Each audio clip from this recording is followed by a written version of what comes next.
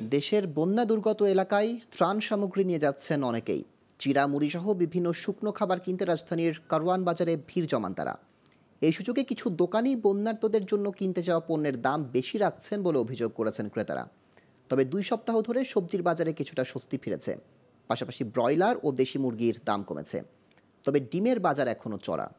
রাজধানীর কারওয়ান বাজার ঘুরে শেখ নজরুল ইসলামের ক্যামেরায় আরও জানাচ্ছেন আলাউদ্দিন আল আজাদ।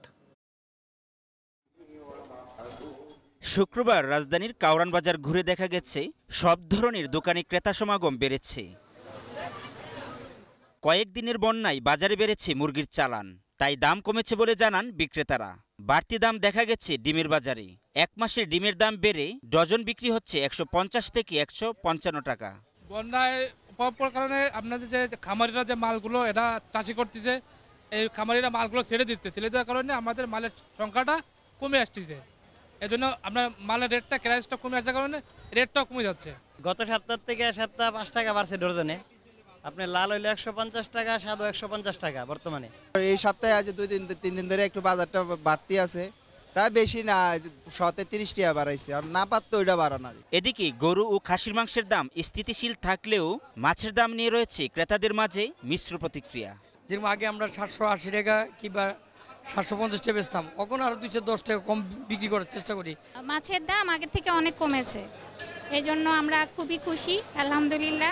মাছের দাম অনেক বেশি এবং তরতাজা মাছ নাই, সরবরাহ কম, মানুষ বেশি। রাজধানীর বাজারগুলোতে সপ্তাহের ব্যবধানে সব ধরনের সবজির দাম কিছুটা কমেছে, কিন্তু মরিচের চড়া দামে হতাশ ক্রেতারা। আগে তো নিতাম আপনার 60 টাকা পোয়া, এখন 70 টাকা পোয়া।